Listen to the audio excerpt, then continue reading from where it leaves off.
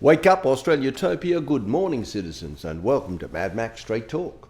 I'm Madmac. Our question today is very simple. Why are the government liable for major bank criminality? Now, I'm not asking this question to bank bash. I'm wanting to point to where the big money is going to be made over the next 5 years and 5 years after that. So firstly, we've established that we have a cartel in Australia in banking. Now, cartels are great businesses because why? They build big walls and they don't allow any competition. You'll find with a cartel that they're usually pretty dumb businesses. Okay, let's take the four major banks. They've got 160,000 employees with only 4 CEOs, which means that offshore bankers can manipulate those companies very easily through, let's call it, legislative change. So our banking system reports back to Switzerland, which is a little bit obscure given Switzerland's a long way from here, makes chocolates and cuckoo clocks and doesn't even have a navy. And for some strange reason, we think that all of our small businesses should report there. So when old JP Morgan and Citibank and HSBC assisted to flip Australia into the GFC, there were new regulations that came out that were called Basel III. Now, Basel is this picture postcard town on the Rhine, which is where the Bank for International Settlements is, which, by the way, the Swiss government's not entitled to navigate their threshold. There's mysterious things go on there.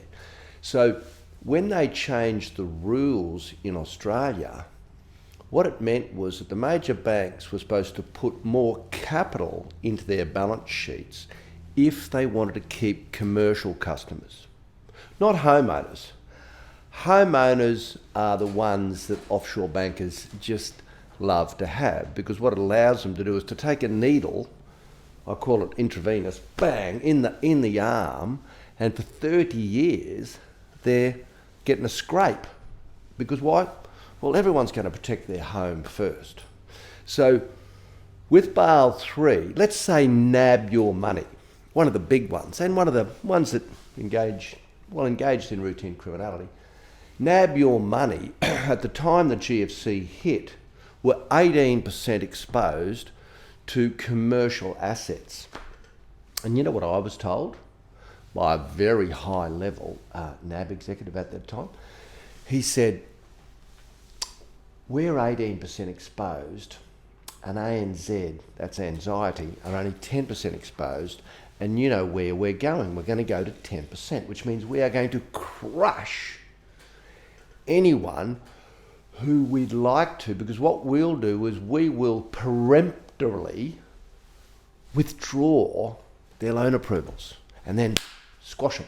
Now, the government, who have been put in place to protect the citizens through the Australian Secretive Investment Commission, has a responsibility to protect us from criminality.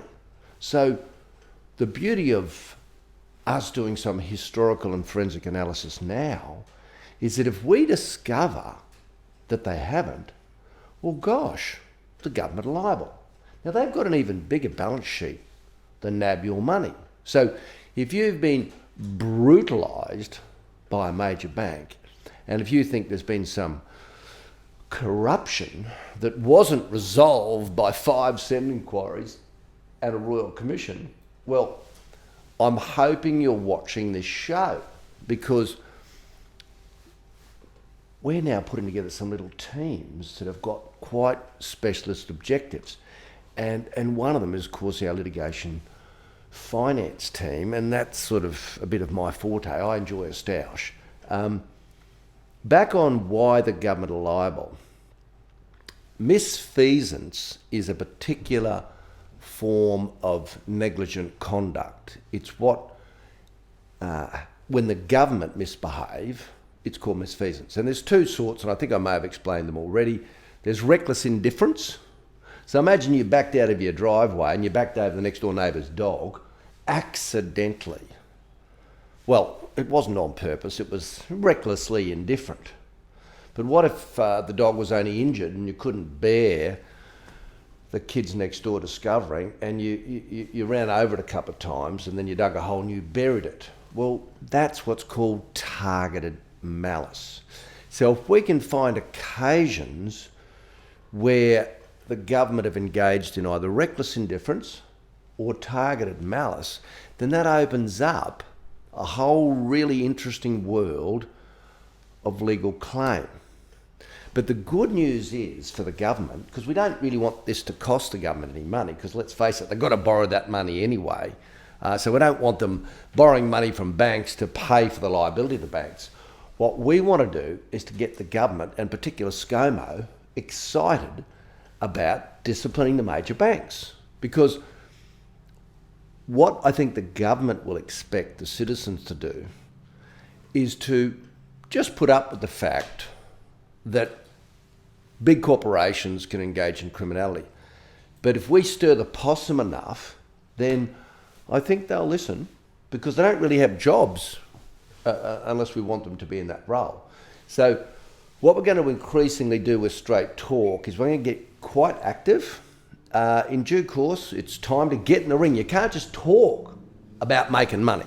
I can't just say to you, look, it's not that hard to make $1 million a year. I've got to show you how we're going to do that. So bear this one in mind, because there's a big quid here. Thank you for joining me.